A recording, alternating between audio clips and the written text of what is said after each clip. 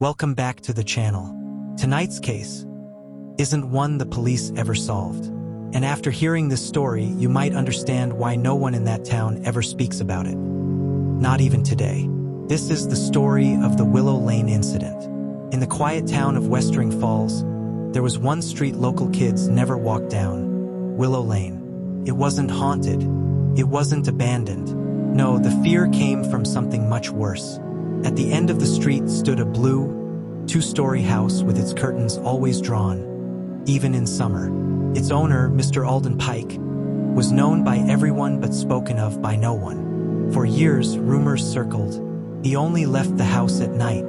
The back basement lights flickered at odd hours. Delivery drivers refused to approach his porch. But the police? They said nothing was ever enough to investigate. And everything stayed quiet. Until July 12, 2019, the day 17-year-old Lena Ortiz stepped inside and never walked back out. Lena wasn't reckless. She was responsible, smart, and overly curious. The kind of girl who asked questions adults didn't want to answer. That morning, she left her house at 8:14 a.m., telling her mom she was interviewing neighbors for a school project on forgotten streets. That was her last recorded sentence. At 10:03 a.m., a jogger saw her standing across from the blue house, holding her notebook, staring at the windows. At 10:11, another neighbor saw her knock on the door, and at 10:12, the door opened for the first time in months. No one saw her after that.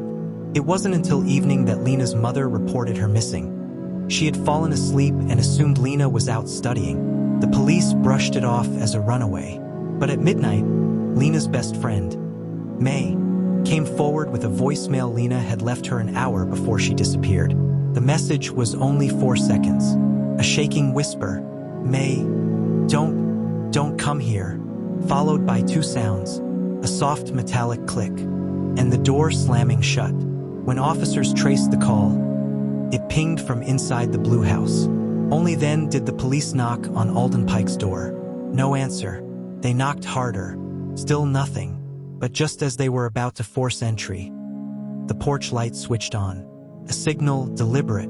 A warning, maybe. They stepped back, and quietly the light went off again. The officers left. The town never forgave them for that. 3 days passed. No news, no movement, no signs of life from Mr. Pike or Lena. But on the fourth night, neighbors reported a foul smell coming from the side of the house. This time, the police broke down the door. The house was disturbingly normal. Photos of landscapes, books neatly organized, fresh groceries on the counter. Nothing matched the decades of rumors, until they opened the basement door. The smell hit first, then the cold, then the silence. At the bottom step, officers found a small pile of items laid out almost ritualistically. Lena's notebook, Lena's phone, Lena's necklace, and a single white envelope. Inside the envelope was one sentence. She shouldn't have asked about room 3. The problem? The house only had 2 bedrooms, and the basement was the last place to check.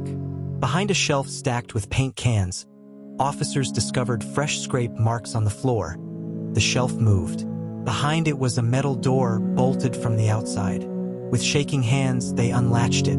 Inside was a small, windowless room. The smell of bleach was overwhelming. And in the center, a mattress, straps on each corner, and a chair facing it.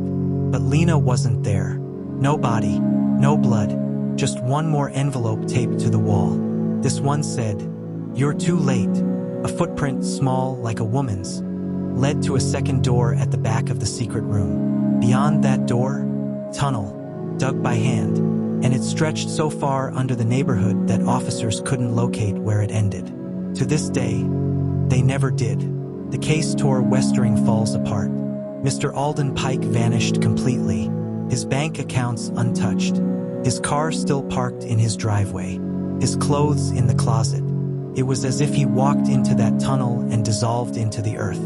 For months, search teams combed the nearby forest, abandoned buildings, drainage systems. Nothing. No sign of him. No sign of Lena. But the townspeople whispered something darker, that the tunnel wasn't made for escape. It was made for collecting, because once investigators scanned old missing person reports, they found something chilling. For girls from nearby counties had vanished over the last 8 years. All of them between 15 and 18. All of them disappeared in daylight. All of them last seen within 5 miles of the Blue House. The police couldn't prove it. There wasn't enough evidence. But the town didn't need proof. Everyone already knew. 1 year later, on July 12th, the anniversary of Lena's disappearance, a truck driver on the highway called 911. He claimed he saw a young girl walking barefoot on the roadside at dawn, her clothes torn, her eyes empty. When he slowed down, she whispered, "Don't stop, he's not far." And before he could ask who she meant, she ran into the woods. When officers arrived, they found only one thing on the ground: Lena's necklace, the same one she was wearing the day she vanished. It was still warm, as if she had left it there seconds earlier. The girl was never found, and neither was the man chasing her.